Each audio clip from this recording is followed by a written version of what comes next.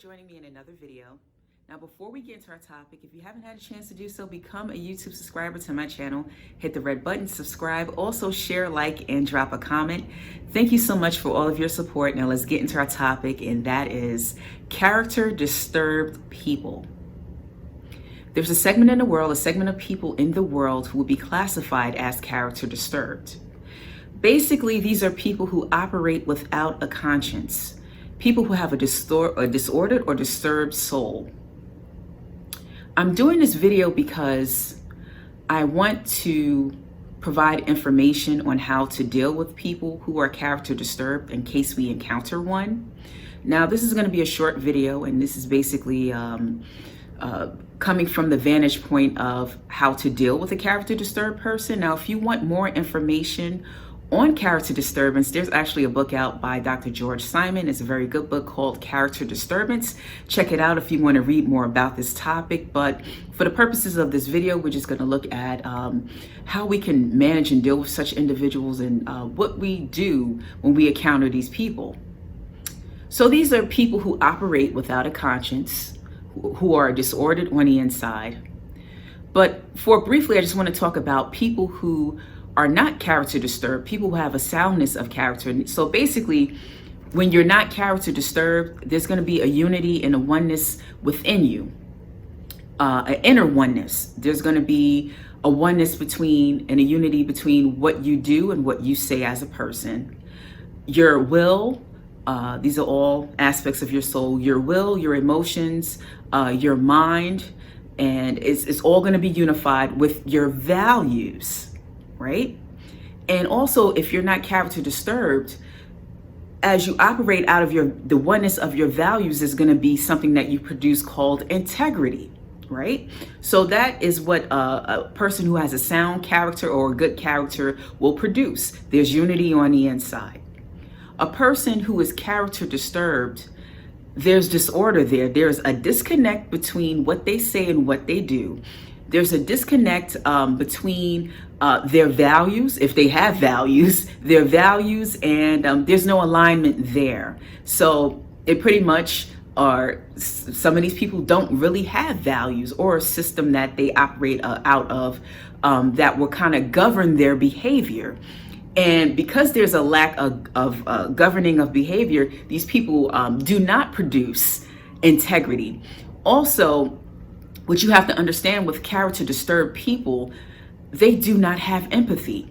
So they can do things to you or to other individuals and not think twice about it because they don't have anything that they're operating out of that's from ethically, spiritually, or out of any value system. So the reason why I'm bringing up such individuals is because sometimes we get caught up in relationships, unfortunately, with character disturbed people. Sometimes we work with character disturbed people. Sometimes we're in organizations with character disturbed people. There are character disturbed people in our families. And if you're like me and you come out of religious traditions that teaches you to forgive people, that teaches you to love people regardless, and that teaches you to basically have an open heart and have an open mind, what ends up happening is that we keep inviting these people in, and we keep inviting these people into our lives and into situations where we give them the ability to hurt and harm us and to further damage us. So when you encounter a character disturbed person, you must understand that these people, they don't have a conscience. So when they do things to you, they don't think twice about it. It doesn't bother them.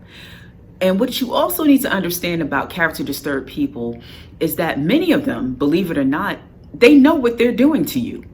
There's some people that may hurt and harm us, and they may not really grasp what they're doing and the gravity of their actions. But there are many character disturbed people who know exactly what they're doing and how much they're hurting you.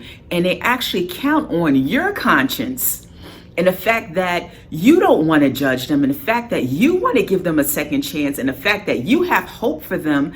And they kind of like feed off of that because they know that you'll more than likely, because if you're watching this and you have a good heart and you have a big heart, they're depending on you to basically take them back, to give them second, third, and fourth and fifth chances. They look for that, and they look and they feed and they prey on that in order to continue to do what they do, because character disturbed people, they thrive.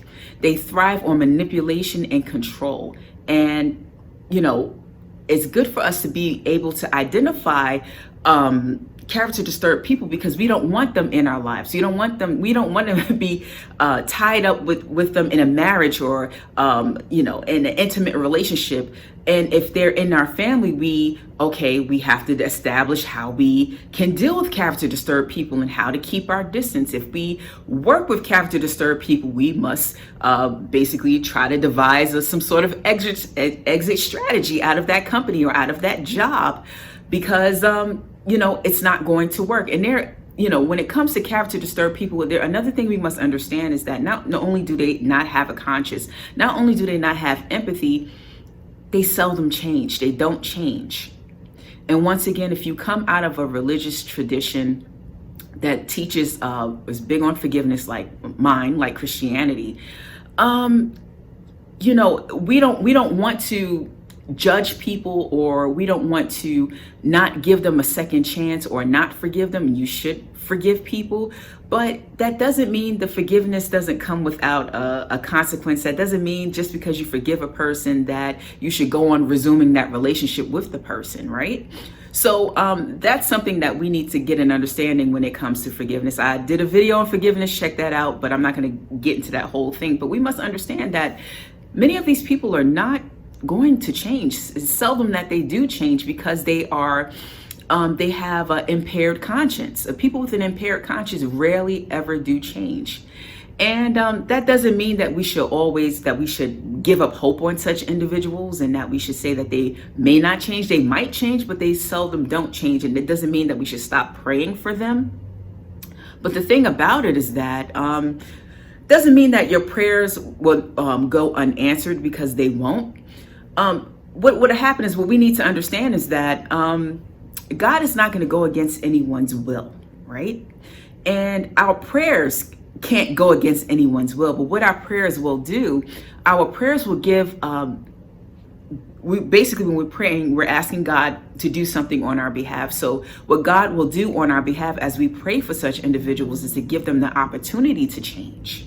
God will present the opportunity. So our prayers are helpful and effective, because as we pray for these individuals, we're praying that God, and He will present an opportunity for them to change, right? Or God will speak to them through other people, or even directly change your ways, or work on their heart condition, or at least try to. And God will give them the opportunity as we pray for them. But what we need to understand is that we cannot go against anyone's will, and people only change when they're ready to change. So these are the things that we must understand about character disturbed people, is that one, that they have an impaired conscience. They will do things to hurt and harm you. And oftentimes they are aware of what they're doing to you. And they actually, they're operating in a way where they depend on you having your conscience and your feelings, that you'll begin to take them back and continue in this dysfunctional relationship. Character disturbed people, they demonstrate what they do. And if you are unclear about how a person feels about you, or how a person is, or what they're really about, just look at what they do. Look at how they treat you continually on an ongoing basis, and there you have your answer. Your answer will be in what they demonstrate to you on a daily basis over time. That's what they're about. So there's certain people who basically attract character disturbed people, and I'm going to identify and let you know who these people are. Number one is insecure people. So insecure people tend to attract character disturbed people.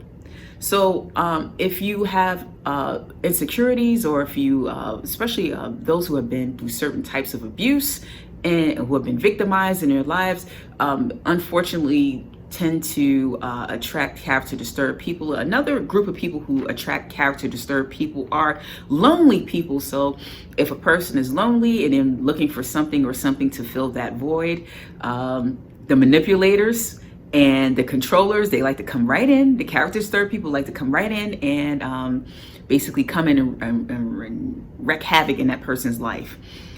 Also, another group of people who attract character disturbed people, and they may not be lonely, they may not be particularly insecure and have huge insecurities, but unhappy people. So people who are not happy and content with their lives, unfortunately, they open the doors for character disturbed people to come in and to do some damage in their lives. Because the character disturbed person, they need to control, they need to manipulate.